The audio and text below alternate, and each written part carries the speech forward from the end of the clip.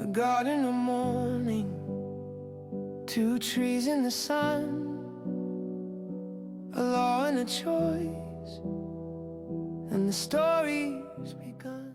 Welcome to Come Listen With Me. I'm Ricky Black, aka Elder Eleazar, and man, this stuff that we're studying here in week 4, actually everything that we're studying with Genesis and Moses and Abraham, there is just so much to get out of these books, and even some of these early chapters that we could probably spend the entire year breaking them down every day for an hour a day, and still not completely like take everything out of them that's possible. So in some ways that's great. Like there's so much that we can learn out of it. In other ways, man, I just feel like we're just moving so fast, and I want to get more information out to everybody and talk about it more. So it kind of becomes restrictive with our time. But I know that today is our last day of reading, and then tomorrow we're going to be in church and in Sunday school and all that.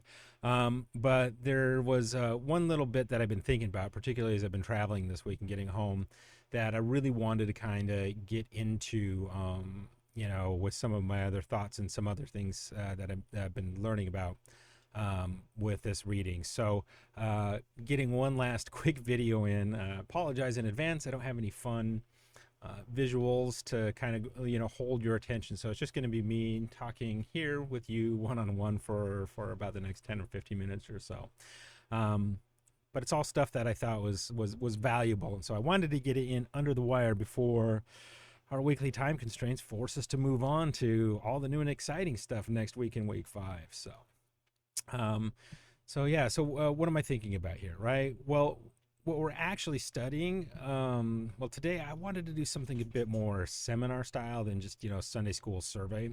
So we're reading in Genesis 4 alongside Moses 5, but it's not as simple as just saying this is the same story twice, right? I want us to treat Moses 5 as a kind of expanded interpretive tradition, one that clarifies and reframes, and in places it resolves problems that Genesis narrative leaves open. So the guiding question is not just, why did Cain kill Abel? The deeper question that we're going to be pondering is what kind of world is being constructed by these texts, ethically, ritually, socially, and how do they explain the emergence of violence, worship failures, right? And how exile as features of, how are these all features of human life outside of Eden, right? And we're going to do this, I think we're going to do this in 6 different narrative movements, right? So I'm looking away, it's because I'm checking my notes here real quick. So the narrative so we're talking about narrative architecture and the 2 ways, sacrifice and the divine regard, sin crouching at the door is a theme, covenant secrecy and social formation, and fratricide and responsibility, and finally the curse marks and exile, right? So 1, 2, 3, 4, 5, 6, yeah, so six different movements, six different topics to go through. So all right, so movement number 1, right? That's the 2 ways as a literary engine.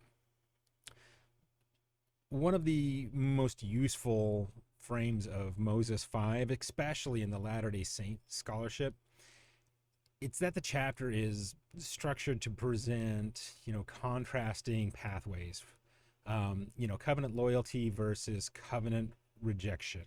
And that's the 2 ways pattern, right?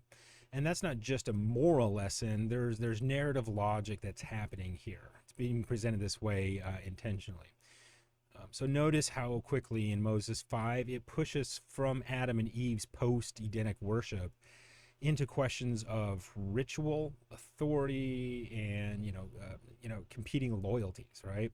And the chapter is not merely a family history; it is the founding of covenant culture, and then immediately the founding of counterculture. We get one and immediately get the other. For any of us who have children, you probably understand. You're trying to do something, immediately kids are going to do counter to it, right? It seems that's the case, but like it's something more serious and structured that happens. We create culture, and civilization has immediate backlash, counterculture to it, right? And that's the drama. It's not only sin, but it's alternative communities forming around alternative sacred commitments. So that two ways framing is explicit in Bradshaw's commentary tradition. You know, he's drawing on Nibley's observations about early Christian ethical, catechisms, and how they have a persistent binary of life, death, and light and dark. Right? There's always those two contrasts there. Um, Now, hold that thought because it changes how we read Cain. Right? Cain is not just a bad individual, right? He's an archetype for a social pattern, right? A way of organizing desire and power in worship. And that really, he becomes the embodiment of that counterculture of that two ways methodology, right? So, really think about that in terms of what we've been reading through this week, right? Okay, movement number 2. This is about sacrifice and what's exactly in dispute here, right? So talking about the offerings problem that we read in this section, because the question really isn't Cain offered vegetables, Abel offered animals, and really that is too simplistic, right? I mean, if we think about it, then we really understand that if we're making offerings to God, God isn't simply saying, well, this type of thing is right and this type of thing is wrong, when the commandment was like the first of, the most important, the most pure. If you're giving the first of whatever you have to give, right, it's best. We see this with Jesus. He talks about the widow and her mites, right? She didn't give as much as these others, but hers was more accepted, for lots of different reasons. And so that is what we need to consider when we're talking about the sacrifices, right? So Genesis 4, it's famously terse. Cain brings an offering from the fruit in the ground, and Abel brings the firstlings in fat portions, right? And then the text says that the Lord had regard for Abel and his offering, but had not for Cain and his offering. It's way too easy to read that too simple. Like, if only Cain had brought a lamb, which he didn't have, that wasn't his stuff, right? So a few observations, a few thoughts on this matter. First, love this, right? The Hebrew term translated as offering here is mincha, right? I don't know if I'm pronouncing that right, but it's mincha, which can refer to a range of gifts, right? It's not only grains, but it's tribute, it's gift offerings, and in some contexts, the offerings just in general, right? Just general offerings, whatever you're bringing. So the dispute is not automatically plants bad, animals good, right? They bring any sort of gift offering that they can, and that would be okay. Second, the later interpretive traditions, they noticed like ambiguity in the Genesis text, and they tried to diagnose the problem as a ritual correctness, right? Like, how very Pharisaic and Deuteromistic of us, right? But one striking example is the Septuagint tradition. It reads Genesis 4:7 in a way that implies Cain's error might involve performing the offering incorrectly. Something like, well, you offered everything rightly, but you didn't divide it rightly. That is, it's procedural or a ritual fault, not simply a material offer, right? Kind of an interesting take on it. Like I said, very, very Pharisaic, very Second Temple, very Deuteronomistic. Third, we get like Moses 5, right? It steps in, and this is where it's great. We get a little bit more clarity here.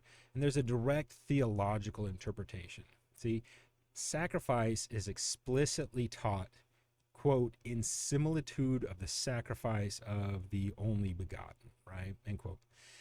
And the angel's instruction makes the offering a pedagogical ordinance, right? An enacted theology of redemption.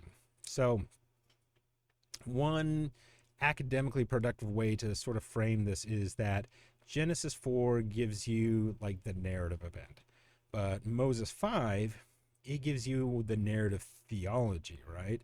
What the event is meant to teach about worship, obedience, and the logic of atonement. And that pushes the question away from what was on the altar towards what was Cain doing with worship as a practice of the heart and a posture towards God and the only begotten. So the Come Follow Me manual, right?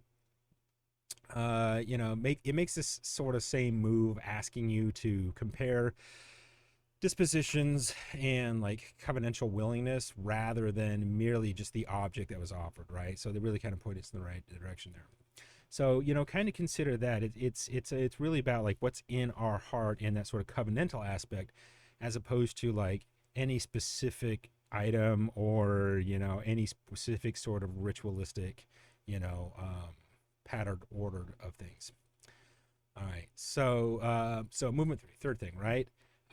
Love this line. It's the sin is crouching at the door, and I've read that so many times, and it's like, okay, that's weird. Moving along, um, but it's now one of the richest. If you read through, it's one of the richest sort of textual cruxes right there in Genesis 4:7, right? Again, it says sin lieth at the door, and unto thee shall be his desire, and thou shalt rule over him. I think I remember that right. Yeah, so at the level of the Hebrew grammar, a lot of interpreters have noticed something odd, right? So sin or chatat, it's grammatically feminine, yet the pronouns that follow in this section actually they appear to be masculine.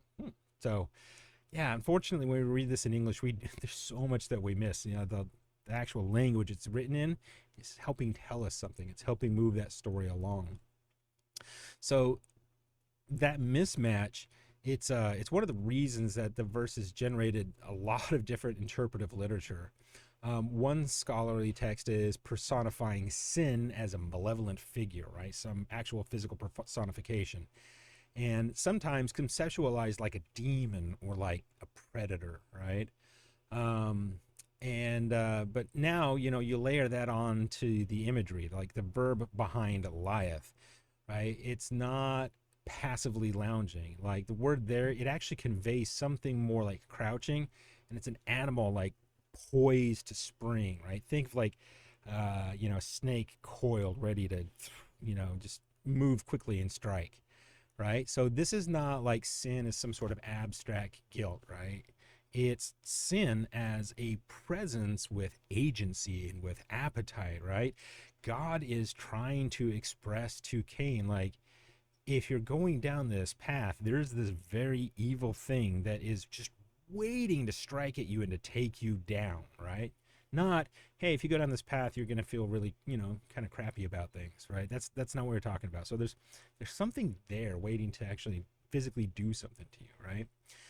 So Moses 5, right, coming out of Genesis now, it tightens that ambiguity by naming the adversary directly, right? It says, Satan desireth to have thee. So whatever we do with Genesis 4 historically, like Moses 5 is offering a strong interpretive claim that the predatory croucher is not merely an internal impulse, right? It is linked to an external, like personal power that is seeking like some sort of relational possession, right? It is the serpent in the Garden of Eden waiting for its moment to take you down, right? To physically intercede on things. So now here's sort of a deeper literary point, right? The line, "Unto these shall be his desire," right? It echoes Genesis 3:16's language about desire and rule. In other words, the text is reusing Eden vocabulary in the next generation. So this suggests that the post-Eden world is characterized by contested desires and these sort of domination dynamics, right? It's now showing up not only in a man-woman consequence, but in a brother-brother violence, sort of consequences. So Cain is positioned as he's at a threshold, right? The door. And the story is telling us that this is how humanity becomes a place where violence is normalized by refusing that moment of mastery at the threshold, right? You got a choice has to be made to walk through or to not. And Again, that's just sort of a repeated pattern, right? It's that ongoing question of agency to move through that door of sin or to stay back from it. Okay, so moving forward. So now Cain's made the decision, right? So let's talk about Cain's pact, right? His oath, all about secrecy and the formation of that counter society, right? So Moses 5, it does something that Genesis 4 does not, right? It describes Cain entering an oath-bound relationship with Satan, complete with ritualized language, right? Swear unto me by thy throat, by the living God. We don't hear that so much in like the temple these days, but like if you ever like look at some of the older language about how things were discussed in the temple, like this mirrors it very, very closely. So there's something about kind of perverting those specific covenants with God and those rituals with God into entering one with Lucifer, which, you know, it makes sense, right? Like he's always trying to usurp for his own glory, so why wouldn't he literally just create like a counterfeit version? But that's where we start, right? Swear to me by thy throat, by the living God. Strange there that he's trying to also like secure the oath by connecting it to the one with real power and real authority, which is odd that he's still willing to do that even when he's trying to usurp things for his own authority. But anyway, so this is all not random sensational like detail, right? It maps onto some real ancient patterns, self-cursing oaths that dramatize the consequences of breaking a covenant. This was all over in the ancient world. So yeah, in the wider ancient Near East, treaties and sworn agreements could be accompanied by enacted curses, right? Some of these were pretty graphic, right? Symbolic violence that says, may this happen to me if I break the oath, right? That's why you see a lot of those sort of covenant thing, like like where you would like literally split a bowl in two and then walk between it and that sort of stuff, right? May this happen to me, it'd be cut in two. Moses 5, it says by the throat. It sits naturally in that sort of family of practices, right? Again, going back to Bradshaw's commentary, he explicitly connects it to treaty curse logic, right? It was pretty common anciently. But the truly important sort of interpretive move, sociologically, Moses 5 portrays Cain's evil not merely as like personal jealousy, but as a sort of birth of secret, oath structured communities organized around murder and getting gain. You know, kill someone and take what they have for your own. In some ways, it is kind of a reflection of what Lucifer's presentation was, right? He didn't necessarily want to kill God, but what he wanted to do is act in his stead and then claim all of God's glory for himself, right? So act negatively, get gain. So read that again carefully, right? It's not simply Cain wanted Abel dead. It's a fusion of violence with economic logic, right? Violence as a technology for acquisition. And that's one of the more terrifying things, because we can see this built into like the human condition. Turn on your news. How much are you seeing where you see people justifying violence, right? And some horrible things, but they're justifying it for what they are looking at, what they want to receive. And yeah, it can get very, very complicated very quickly here, right? But anyway, so like the text, all right, it marks this with a naming. We know how important names can be, right? So Cain then becomes Mahan, or Master Mahan.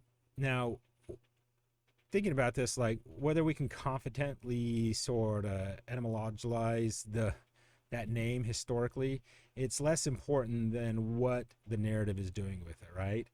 Name changes in scripture frequently sign covenant identity, right? We see that, um, um, we see that with Abraham, um, you know, and we see that with, the names becoming Israel. We see that with, Peter, having a new name change. So there's all sorts of importance here when it comes to those names, right? So here the name change, it marks the anti-covenant identity. It's a self-defined by a new loyalty and a new economy. He's no longer a Cain, he's Master Mayhem. And this is why the narrative doesn't stop at murder. It immediately moves towards the line of Cain, right? It's cities, tools, art, metalwork. The point is not technology is evil. The point is civilization development is morally ambivalent when it grows from a founding act of blood and refusal, right? Civilizations will grow where they grow. Excuse me. And so kind of how they're seeded up and what they're founded on, that can have impacts for generations and generations to come. So yeah, it's more than just the act of murder itself. It's about everything else that it sort of propagates and becomes a progenitor of. Okay, so all right, movement number 5. So point number 5. Am I my brother's keeper, right? The sort of ethics, vocation, and the collapse of guardianship that's built into that statement. And it's a pretty powerful statement, right? So after the murder, God asks Cain, where is Abel thy brother, right? And the structure parallels Eden when God is looking for Adam and Eve after they transgressed, where art thou, right? And this signals the narrative is still exploring what exile does to our moral perception, right? So Cain, his reply is not ignorance. It's a moral deflection, right? He knows he can't lie to God. He just says, am I my brother's keeper? And that becomes, in many readings, the founding question for a lot of social ethics. So here there's a small linguistic point that carries a lot of weight, right? Like the Hebrew root for keeper is it's connected to like keeping or guarding, right? It's not necessarily just possessing something, but guarding something, protecting it. So the same conceptual field used for guarding like sacred spaces, right? So it's pretty important. Again, I'm going to go back to Bradshaw's commentary and notes that he notes that it really does connect Eden's vocation language, right? Where we're reading, what Adam and Eve were doing in the garden, where they had to dress and to keep the garden, right? It's that same that keep. It's the same thing. And my brother's my keeper. Am I the keeper of the garden, the sacred space? So the whole narrative irony is it's pretty sharp here. Humanity was meant to guard sacred spaces, and Cain is refusing to guard his brother. The keeper vocation collapses into an abdication. And then the ground itself becomes a witness to this, right? Abel's blood cries out, quote, from the ground. So it's at this point that the story, it's no longer just about homicide, right? It's about moral ecology, right? The earth is not a neutral stage. It is, it's implicated in human violence, and it becomes part of the judgment imagery, right? So there's something to that, right, about our duties in being, keepers and guardians of things that are sacred, and what happens when we fail to do that, when we abdicate that responsibility. Whole lot we could discuss on that concept right here. But we'll actually get into it next week. When into the reading next week. So I'm not going to jump ahead, but yeah, just keep that concept in mind, right? Being a keeper and being responsible of sacred things and protecting those sacred things, and what we do with them and what it means to our progeny and to future generations and to civilization around us. So there's no such thing as a small decision, as a small act in this world. It all has these geometric or exponential effects. Okay, movement 6. All right, get on a little while, see if I can wrap this up. Movement 6. This is where we talk about curses, about exile, and the mark on Cain, and sort of judgment that also comes with restraint, right? So now the curse and the mark are commonly sort of misunderstood because people collapse them into one thing, which has led to some really terrible and racist and horrible sort of theology that people have held in Christianity for centuries, right? So we want to avoid any of that sort of wrong, misplaced sort of readings, and I would say reading into the text here, right? Because again, the curse and the mark are very, very different things, and they each serve a different purpose. So in Genesis 4, it definitely distinguishes them, right? Cain is cursed in relation to the ground and becomes a wanderer, right? He has to wander because the basically the ground's going to reject him. He can't till the soil anymore. That was his profession. That was his calling. That was what he needed to do. So he can't rely on agriculture anymore, right? That is his curse. And in many ways, that puts him at the mercy of others. How can you eat if you can't produce food on your own? But then the mark functions differently. It protects Cain because he knows that people are going to see him and that they'll kill him. And this isn't him worried about people just killing him because he murdered. It's like, oh no, they'll see me and they'll kill me because I'm a bad guy. No, it's more about the law, right? Like if you take the life of another, then the law requires that your life is forfeit too. So that's just what he's saying. If I have to rely on other people, the second anyone else sees me, they're gonna kill me, and rightfully so, legally so, right? But in this case, like God is protecting Cain, right? It protects other people from killing Cain, and they know, hey, if you see this symbol on him, that's Cain. You can't go stoning him to death because if you do, you're gonna receive a terrible punishment yourself, right? So again, going back to Bradshaw's commentary, I know I've been reading this a lot lately. It's really great. You should go check it out. It's fantastic, to go along study guide. It's on the BibleCentral.info site.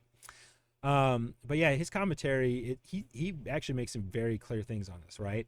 The mark is best read as a sign of divine protection, and it is not added punishment. It signals that vengeance it's not handed over to humans as a moral free-for-all, right? God judges Cain, and God restricts the spread of blood and revenge, right? He shows in many ways his mercy, and that matters culturally, right? In many societies, blood vengeance could escalate cycles of violence across kin and networks. Believe me, we've seen it, right? We're still seeing it in parts of the world today. So the text, in effect, it's acknowledging Cain's fear, right? He's right. Whoever finds me will kill me. And then it imposes a boundary, right? Humans are not authorized to become the executioners for this crime. So in one narrative move, the story gives you two simultaneous claims, right? It's violence has consequences that destabilize human life. Like it's exile, it's the ground resistance, it's alienation, right? And it's also God's justice. It includes restraint that blocks this infinite escalation, right? And that's what we see in the protective sign. Again, it's kind of patterned over everything that we see in the world. We're just, this has all happened before. It all happened again. It's the same message on repeat that we see since before the world to the Garden of Eden to now with Cain, right? Is there are real consequences to sinful actions and our use of agency for whatever it is. But God's already got a plan to protect us. There is mercy and there is grace, even when there still must be consequences. So if you want additional sort of historical critical angle on this, a number of scholars that have read through Genesis 4, they read it as sort of containing these etiological memories, right? It's explaining groups, places, and professions by tracing them to primeval ancestors. And in that discussion, some of the scholarship, it explores Cain as sort of an eponym tied to later groups like the Kenites, and the Cain genealogy as a way of narrating origins of nomadism and metalwork, right? But excuse me again. Yeah. So whether or not one accepts all of those reconstructions, the key point is that the text is doing origins discourse, not just reporting on a here's what happened right in the newspaper here, right? It's using real people and real events to kind of contain these broader concepts, these broader teachings that are coming to us. And so this is where we kind of get that synthesis of Moses 5 and how it clarifies like what, Genesis 4 leaves open. We don't blame Genesis 4 because, again, Genesis 4 was very much sort of this post-exilic, like bringing together of various texts and memories, trying to get them all in one place. And so it's understandable coming out of the Babylonian exile how some of this stuff might be missing.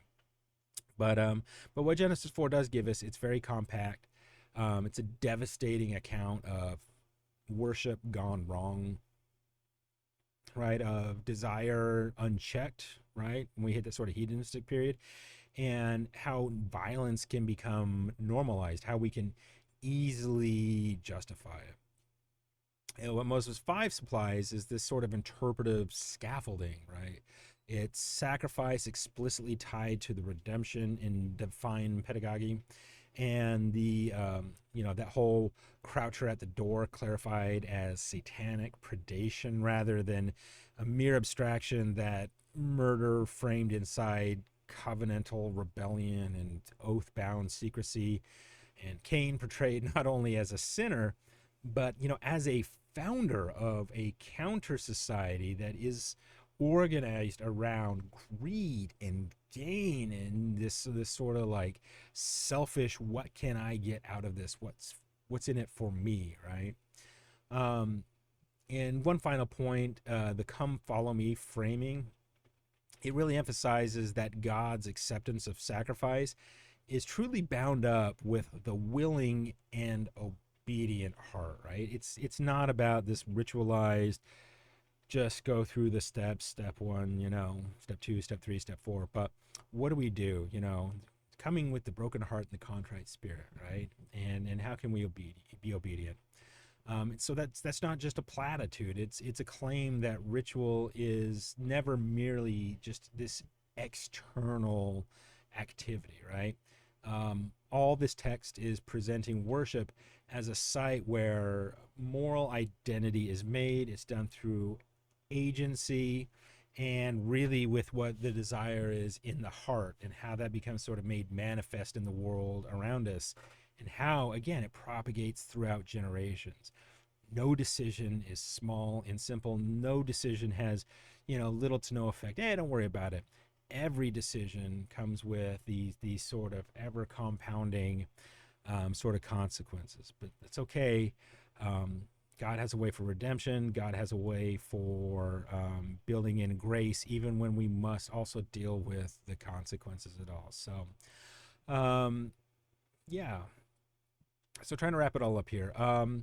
If I had to state the sort of seminar thesis on this in a sentence, I'd probably go something like this. Like Moses 5 and Genesis 4, they are not primarily about who was the worst brother, but about how the post-Edenic humanity constructs rival communities, one ordered by covenant and redemption, and the other ordered by predatory desire, secrecy, and acquisition. That really summarizes it, right? And that's why these chapters still feel modern, because they are diagnosing how violence becomes a system. It becomes systemic and not only just an independent act that happen in vacuums by themselves, right? So, yeah, that's what I've been thinking about. Anyway, that's all I got for today. Tell me what you thought. Did it change the way you were thinking about anything we've read this week? Did it give you any insights? did I totally miss the mark on something, and I'm just reading way too much into this because I've had too much time on plane flights and travel this week to go down some rabbit holes in my head. I don't know. I really want to hear what you guys have to think and what you have to say on this. Let's carry on the conversation down in the comments. But yeah, until next time, I'll see you here again tomorrow. And thank you for spending some time with me and sharing your thoughts with me. I really appreciate your time and presence here. So with that, I just have to say thank you for spending time to listen with me. One shot his own war, cast down the deceiver, beggars to fall as his father gave freedom, the greatest of all.